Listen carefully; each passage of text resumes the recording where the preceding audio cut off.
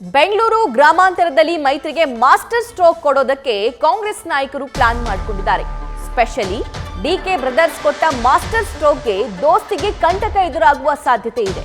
BJP ನಾಯಕ ಯೋಗೇಶ್ವರ್ ಪುತ್ರಿ ಕಾಂಗ್ರೆಸ್ ಸೇರ್ಪಡೆಯಾಗಲಿದ್ದಾರೆ. ಮುಂದಿನ ವಾರ ಕಾಂಗ್ರೆಸ್ ಸೇರ್ಪಡೆಯಾಗಲಿದ್ದಾರೆ ನಿಶಾ ಯೋಗೇಶ್ವರ್.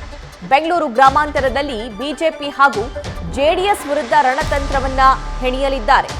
ಮುಂದಿನ ವಾರ ನಿಶಾ ಯೋಗೇಶ್ವರ್ ಕಾಂಗ್ರೆಸ್ ಪಕ್ಷ ಸೇರ್ಪಡೆಯಾಗಲಿದ್ದಾರೆ. ಈ ಹಿಂದೆ ಡಿಕೆ ಬ್ರದರ್ಸ್ ಸಾಕಷ್ಟು ಲೆಕ್ಕಾಚಾರಗಳನ್ನ ಇಟ್ಟುಕೊಂಡಿದ್ದಾರೆ. ಒಂದು ಕಡೆ ಈ ಮೈತ್ರಿಯ ಅಭ್ಯರ್ಥಿಯವರನ್ನ ಗೆಲ್ಲಿಸಿಕೊಳ್ಳೋದಕ್ಕೆ ಯೋಗೇಶ್ವರ್ ಅವರು ಕಸರತ್ತು ನಡೆಸ್ತಾ ಇದ್ದಾರೆ, ಪ್ರಚಾರ ಮಾಡ್ತಾ ಇದ್ದಾರೆ. ಹೋದಲ್ಲಿ ಬಂದಲ್ಲಿ ಕಾಂಗ್ರೆಸ್ ನಾಯಕರನ್ನ ವ್ಯಂಗ್ಯವಾಡ್ತಾ ಇದ್ದಾರೆ, ಅವರ ವಿರುದ್ಧ ಕಿಡಿಕಾರ್ತಾ ಇದ್ದಾರೆ. ತಮ್ಮ ಬೆಂಗಳೂರು ಗ್ರಾಮಾಂತರದ ಅಭ್ಯರ್ಥಿ ಡಾಕ್ಟರ್ ಮಂಜುನಾಥ್ ಅವರನ್ನ ಗೆಲ್ಲಿಸಿಕೊಳ್ಳೇಬೇಕು ಅಂತ ಇದ್ದಾರೆ. ಆದ್ರೆ ಮತ್ತೊಂದು ಕಡೆ ಅದೇ ಸೈನಿಕನ ಪುತ್ರಿ ಅಸಿಡಿಟಿ, ಗ್ಯಾಸ್ಟ್ರಿಕ್, ಅಜೀರ್ಣ, ಒಂದಲ್ಲ ಒಂದು ಹೊಟ್ಟೆ ಸಮಸ್ಯೆ. ಅದಕ್ಕೆ ನಾನು ಅಮೃತ ಬಿಂದು ಟ್ಯಾಬ್ಲೆಟ್ನ ಯೂಸ್ ಮಾಡ್ತೀನಿ. ಅಮೃತ ಬಿಂದು ಮನೇಲಿದ್ದಾಗ ಸಿರಪ್, ಟೂರಲ್ಲಿದ್ದಾಗ ಟ್ಯಾಬ್ಲೆಟ್. ಶಾ ಅವರು ಕಾಂಗ್ರೆಸ್ ಪಕ್ಷವನ್ನ ಸೇರ್ಪಡೆಯಾಗಲಿದ್ದಾರೆ.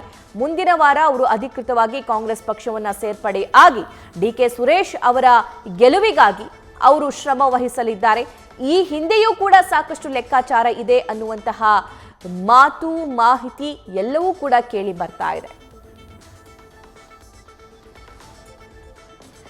ಬೆಂಗಳೂರು ಗ್ರಾಮಾಂತರದಲ್ಲಿ ಡಿಕೆ ಸುರೇಶ್ ಅವರನ್ನ ಸೋಲಿಸಬೇಕು ಹೇಗಾದ್ರೂ ಮಾಡಿ ಅಂತ ಹೇಳಿ ಬಿಜೆಪಿ ಹಾಗೂ ಜೆಡಿಎಸ್ನ ನಾಯಕರು ಒಟ್ಟಾಗಿ ಮಂಜುನಾಥ್ ಅವರನ್ನ ಕಣಕ್ಕಿಳಿಸಿದ್ದಾರೆ. ಅದಕ್ಕೆ ನಾನಾ ರೀತಿಯ ಕಸರತ್ತು ನಡೆಸ್ತಾ ಇದ್ದಾರೆ. ಅಮಿತ್ ಶಾ ಅವರನ್ನ ಕರೆಸಿ ರೋಡ್ ಶೋ ಮಾಡಿಸಿ, ರ್ಯಾಲಿ ಮಾಡಿಸಿ ಪ್ರಚಾರವನ್ನ ಆರಂಭ ಮಾಡಬೇಕು ಅನ್ನುವಂತಹ ಲೆಕ್ಕಾಚಾರದಲ್ಲಿದ್ದಾರೆ.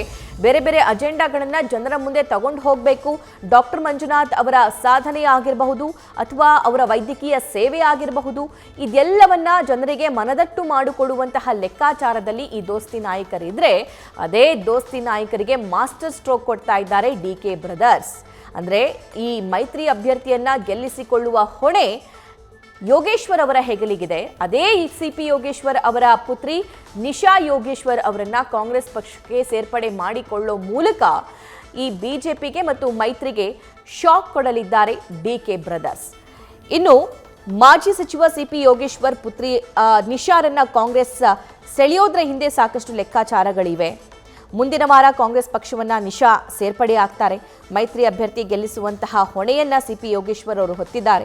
ಇನ್ನು ನಿಶಾ ಯೋಗೇಶ್ವರ್ ಮೂಲಕ ಬಿಜೆಪಿ ಜೆಡಿಎಸ್ ನಾಯಕರ ವೇಗಕ್ಕೆ ಬ್ರೇಕ್ ಹಾಕುವಂತಹ ಪ್ಲಾನ್ ಇದಾಗಿದೆ. ಅದರ ಜೊತೆಗೆ ತುಂಬಾನೇ ಇಂಪಾರ್ಟೆಂಟ್, ಚನ್ನಪಟ್ಟಣ ವಿಧಾನಸಭಾ ಕ್ಷೇತ್ರದ ಮತ ವಿಭಜನೆಗೂ ಕೂಡ ಡಿಕೆ ಸಹೋದರರು ಪ್ಲಾನ್ ಮಾಡ್ತಾ ಇದ್ದಾರೆ. ಅಂದ್ರೆ ಮಂಡ್ಯದಿಂದ ಇನ್ಕೇಸ್ ಕುಮಾರಸ್ವಾಮಿ ಅವರು ಗೆದ್ರೆ ಅಲ್ಲಿ ಬೈ ಎಲೆಕ್ಷನ್ ಆಗಬೇಕಾಗುತ್ತೆ. ಸೊ ಆವಾಗ ಚನ್ನಪಟ್ಟಣದ ಕಾಂಗ್ರೆಸ್ನ ಅಭ್ಯರ್ಥಿ ನಿಶಾ ಅವರು ಆಗ್ತಾರೆ ಅನ್ನುವಂತಹ ಮಾತು ಕೂಡ ಕೇಳಿ ಬರ್ತಾ ಇದೆ.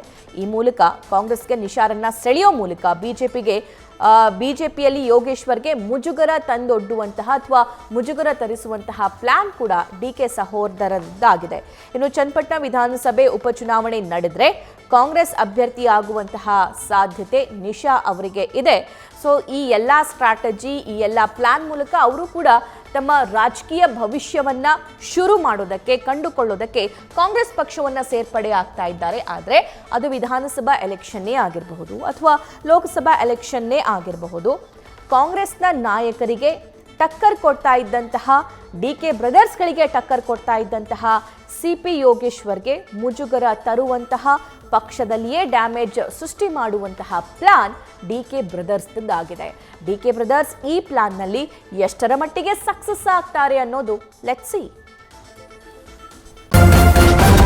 ನ್ಯೂಸ್ ಫಸ್ಟ್, ನಿರ್ಭೀತಿಯಿಂದ ನಿಮ್ಮ ಪರವಾಗಿ.